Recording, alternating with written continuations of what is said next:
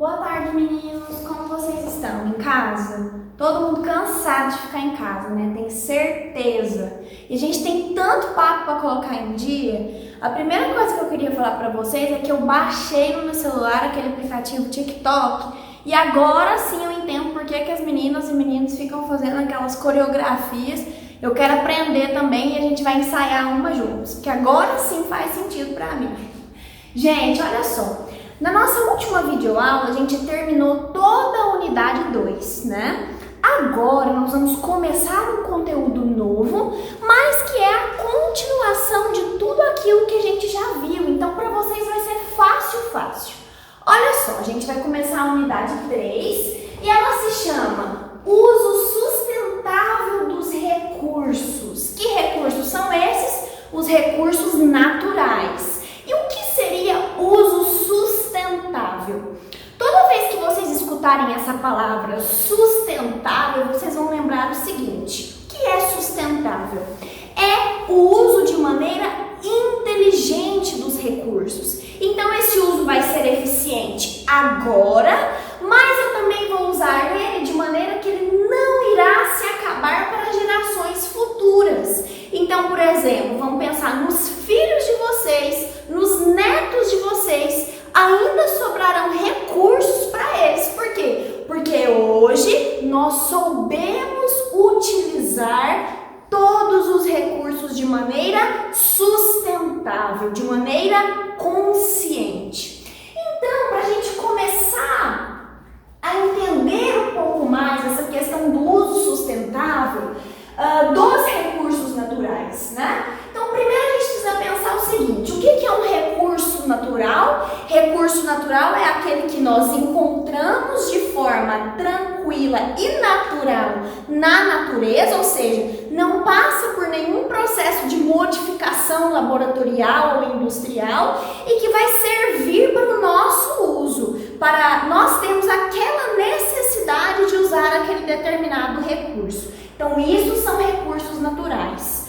Algo muito importante também para saber, para a gente ter a consciência, é de que todas as nossas atividades cotidianas, então tudo que a gente faz durante todos os dias, nós utilizamos recursos. Por isso é tão importante a gente começar a pensar no uso consciente e sustentável deles. Então aqui eu coloquei um exemplo bem simples, que eu acho que acontece na vida de todos vocês, para a gente começar a refletir um pouco. Olha só, aqui eu coloquei um pouco do cotidiano da Maria, que tem 10 anos, e da Antônia, que também tem 10 anos. Olha só, a Maria, ela acorda todo dia às 8 horas da manhã e vai direitinho para o banho, tomar um banho de 20 minutos. Às vezes, quando ela sai do banho, do quarto, ela esquece a luz do banheiro acesa, a luz do quarto acesa. Quando ela escova os dentes, ela deixa a torneira aberta. Ela é levada de carro para a escola, mesmo morando ali, ó, na mesma rua. E na sua casa, na casa da Maria, não existe separação de resíduos. Como assim? Lá não se separa os resíduos recicláveis dos orgânicos, dos não recicláveis, dos resíduos perigosos. Na casa da Maria não existe essa cultura. Agora vamos falar um pouco da vida da Antônia. A Antônia também tem 10 anos, ela acorda às 8 da manhã, toma um banho de 5 minutos, ela é atenta para nunca esquecer as luzes acesas, ela nunca escova os dentes com a torneira aberta, prefere ser levada para a escola caminhando, porque ela mora pertinho também. E lá na casa dela existe a separação de resíduos. Então lá, ela ajuda inclusive a mamãe a separar. Esses são orgânicos, esses são recicláveis, esses são perigosos. Então existe essa preocupação. Bom, fazendo essa comparação básica da vida dessas duas meninas, convido vocês a pensar: a vida de vocês está mais parecida com a da Maria ou com a da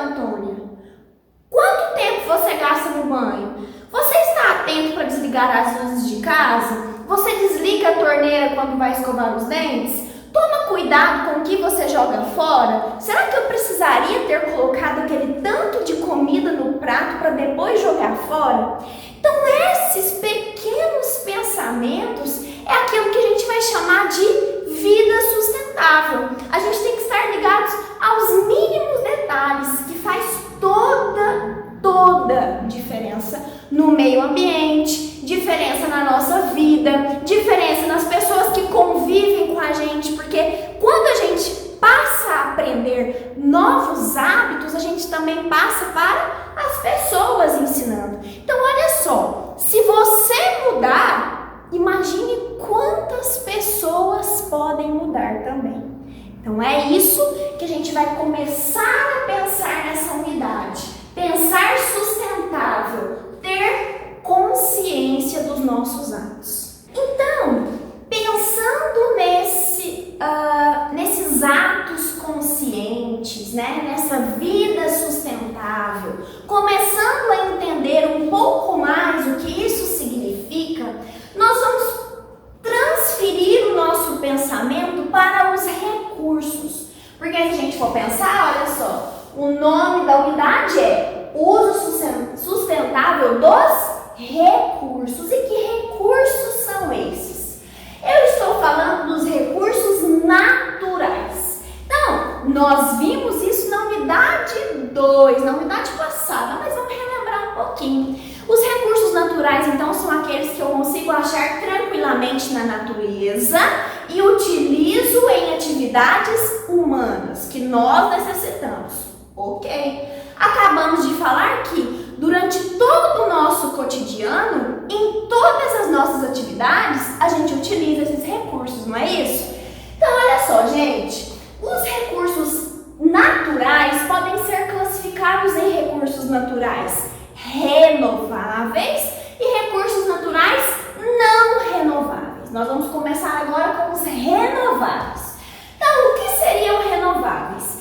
Renováveis são aqueles recursos que não vão acabar, mesmo com o uso contínuo, ou então, se acabar, ele vai se regenerar, seja de forma natural ou seja por influência de nós, seres humanos. Então, por exemplo, lembra que eu dei aquele exemplo nas nossas aulas da Faber-Castell, por exemplo, que vai lá do que é feito lápis? Madeira. Mas por que essas plantas, que essas árvores são consideradas renováveis? Por mais que do nada não surja árvores ali, o que vai acontecer? Pessoas responsáveis vão lá plantar aquelas árvores e elas irão nascer novamente. Por isso nós consideramos renováveis.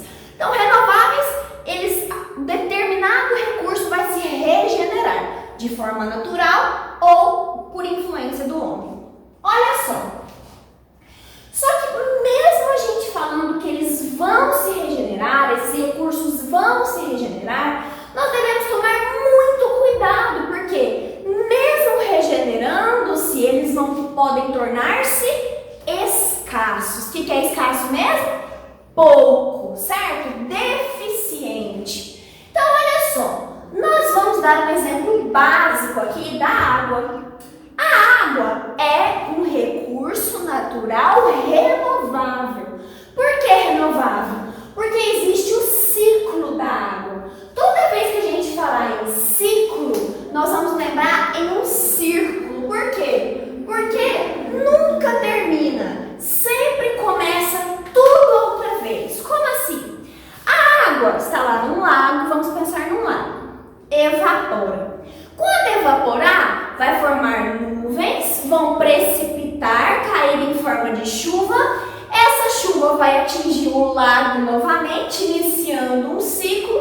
Ou essa chuva vai cair no solo, aprofundar no solo, irrigando o lençol freático. O que é lençol freático?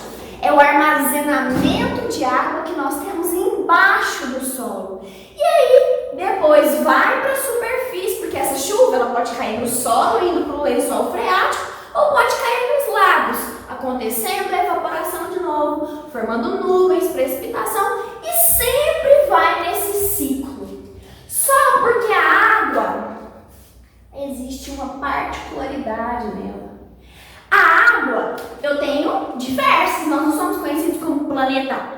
água, por quê? Existe muita água no nosso planeta. Mas e sobre a água potável? Potável é a água que serve para o nosso consumo. A água que eu posso beber, que eu posso cozinhar, que eu posso tomar banho. E ela é chamada de potável porque antigamente essa água era colocada em potes prontas para o consumo. Por isso chamada de potável. Olha só, a água potável vem sendo cada vez mais escassa. Por quê? Devido a atividades de nós, atividades sem consciência, sem sustentabilidade. Por quê? Cada vez mais está ocorrendo a poluição. Poluição dos rios, dos lençóis freáticos, que eu já expliquei o que é, da destruição das nascentes, onde começam os lagos e dá origem a grande quantidade de água. Esses locais estão sendo destruídos, impedindo novos rios e cursos de água. Bom, com isso, a água potável também diminui. Ou seja, por mais que a água seja renovável, tenha um ciclo, assim mesmo ela está cada vez mais escassa devido às nossas atividades causando poluição. Mais para frente a gente vai entender como são causadas principalmente essa poluição das águas. Um pouquinho mais para frente. Gente, olha só.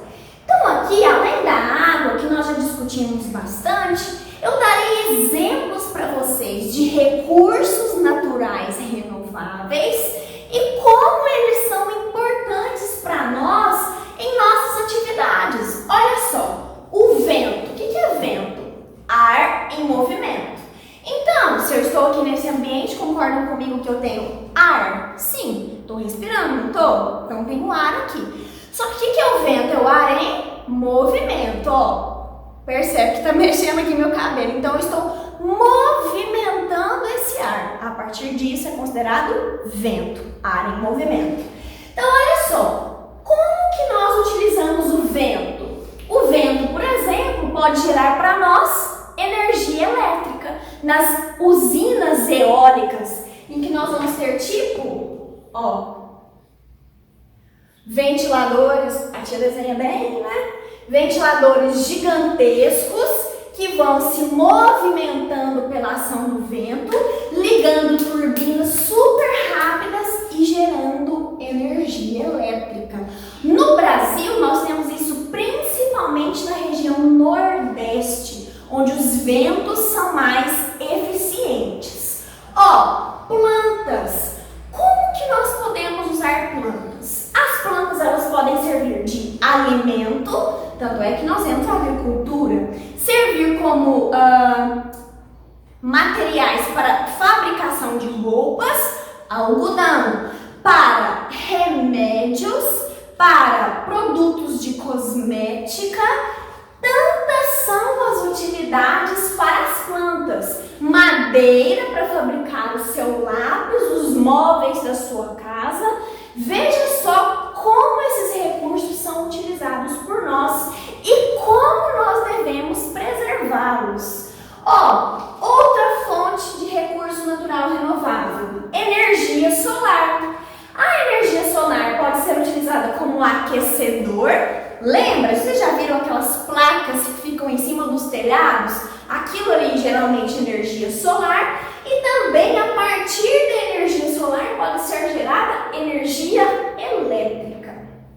Animais. Aqui nos animais eu coloquei até um asterisco porque aqui a gente deve pensar bastante. Esse exemplo foi proposto pelo livro de vocês. E os animais, todo mundo sabe, né? Pode servir de alimentos para nós, né? E também pode servir como materiais para fabricação de roupas, como a lã, o couro. Só que a gente também deve pensar muitíssimo bem aqui, né? Existem várias questões que a gente pode discutir aqui, mas uma básica e simples que eu poderia citar a vocês é: será que eu poderia evitar o uso de animais para eu utilizar como materiais na fabricação de roupas? Só isso que eu quero colocar na cabecinha de vocês. Será que eu posso evitar? Será que hoje em dia não existem outros milhares de tipos de tecidos e materiais que eu não poderia utilizar ao invés de eu usar uma lã? Ao invés de eu usar um couro? Tem o couro sintético feito em laboratório. Será que eu preciso usar o couro do crocodilo para usar isso? Só vamos pensar nisso. Além dos animais, a água, né? Outro recurso mais que utilizado por nós. Então a gente utiliza a água para cozinhar, para beber, higiene pessoal em tempos de corona. O que a gente mais tem que fazer? Lavar a mão, não é? Tomar banho, irrigar a agricultura. O que mais? Utilizado nas indústrias. Um monte são as utilidades para a água e todos esses recursos naturais renováveis, certo? Meninas, então, nós vimos os recursos naturais renováveis, né? O que eles são e como eles são usados nas nossas atividades, né? Como eles são importantes e por isso nós devemos ter a consciência em usá-los, né? Em usá-los. Gente, então agora nós também veremos os recursos naturais não renováveis. E o que significa ser não renovável?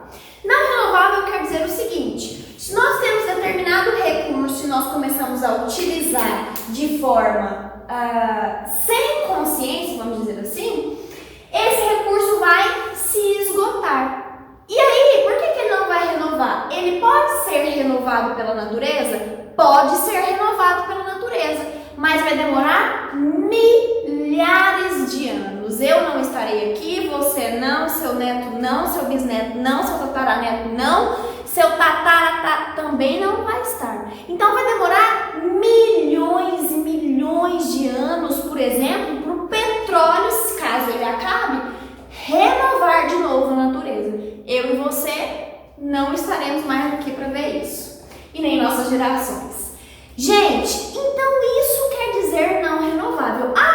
Então por que o laboratório não produz petróleo? Quem sabe surge um cientista aí que consiga isso, né? Mas isso não é possível. Por isso considerado não renovável. E é também por isso que nós devemos pensar o seguinte: como eu vou planejar o uso dos meus recursos não renováveis? E dos renováveis também, porque a gente sabe que eles podem se tornar escassos, não é? Só que olha só, como que eu posso planejar? Aí envolve pesquisas, cientistas que vão pensar assim: bom, ao invés de você utilizar o petróleo na fabricação de tintas, por que você não usa determinado outro produto que vai dar o mesmo efeito e você vai estar economizando o uso do petróleo? É para isso que existem muitas pesquisas rolando, até para planejar, para que não se acabe, para que nós não passamos por esse problema, certo?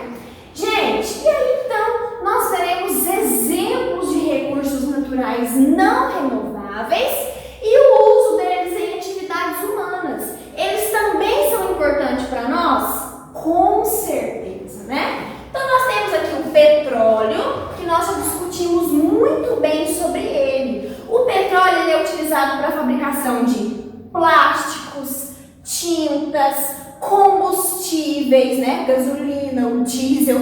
Para tudo isso a gente utiliza o petróleo.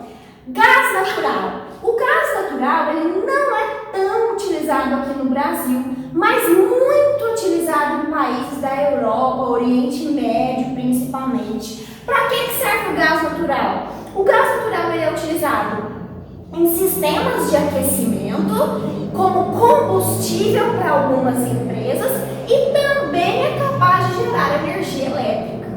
Solo. O solo é um recurso não renovável. Por quê? Se eu tenho o fim do solo, vamos imaginar isso, né? Que eu não tenha mais solo. Nós usamos tanto, esgotamos tanto. Quando é que ele vai surgir novamente? O solo ele é formado pela degradação, ou seja, pelo desgaste de rochas que durante milhares de anos vão se desgastando, até gerar aquilo que nós conhecemos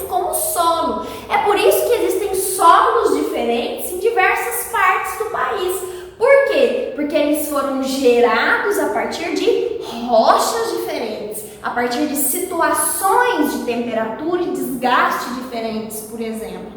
Bom, e aí para que a gente usa o solo, né? O solo é utilizado na nossa alimentação? Sim, a agricultura planta-se onde? O solo é utilizado para manter a condição de vida das plantas e por isso manter a nossa condição de vida, né? Bom, os minérios, o carvão mineral que eu coloquei aqui é um tipo de minério considerado não metálico. Lembra quando a gente viu um pouquinho dos minérios, os ímãs e tudo mais?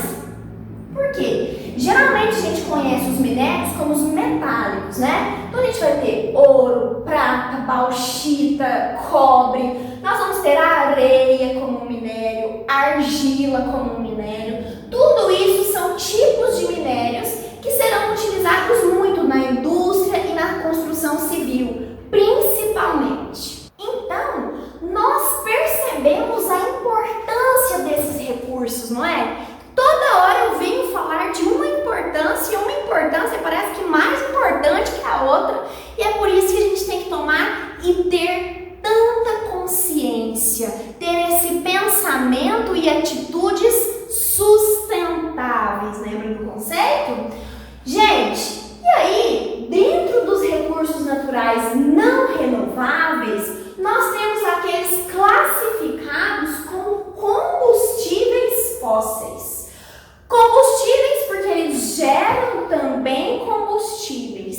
E fósseis porque nós vamos entender como é que eles surgiram. E por que demora milhares e milhares de anos para que eles possam surgir novamente. Olha só, quem são os combustíveis fósseis? São carvão mineral, que é um tipo de minério, né? Petróleo e gás natural. Estes três são considerados combustíveis fósseis porque todos os três podem gerar tipos de combustíveis. E como eles foram gerados? Olha só, eles foram gerados através de restos de organismos. Esses restos de organismos são eles plantas, animais, considerados fósseis, porque estão ali, ó, ali onde? Em um determinado lugar. Geralmente são encontrados nos fundo de oceanos, tanto é que no Brasil a principal forma de capturar petróleo encontra-se nos mares. Bom, então lá no fundo, vamos pensar isso. Lá no fundo dos oceanos nós tínhamos restos de organismos, seja de plantas ou de animais ou de seres vivos em geral. Para isso nós damos o nome de compostos orgânicos. Esses compostos orgânicos vão passando por decomposição, foram soterrados. O que é soterrados? Uma camada muito pesada de terra, de areia, vamos dizer assim, recobriu esses restos de organismos. E isso daqui foi sofrendo interação, sofrendo influência da pressão, porque todos os lugares sofrem uma determinada pressão. Exemplo de pressão. Quando você está num avião, por exemplo, você sobe, ok. Para muitas pessoas, quando o avião está descendo, percebe que o ouvido dói. Por quê? Devido à diferença de pressão. Está aí um exemplo prático e simples de como podemos perceber a pressão. E isso aqui tudo também sofre influência de temperatura. Ora alta temperatura, ora baixa temperatura. E isso, ao longo de milhares de anos, gerou o que nós chamamos de carvão mineral, petróleo e gás natural. Os combustíveis fósseis.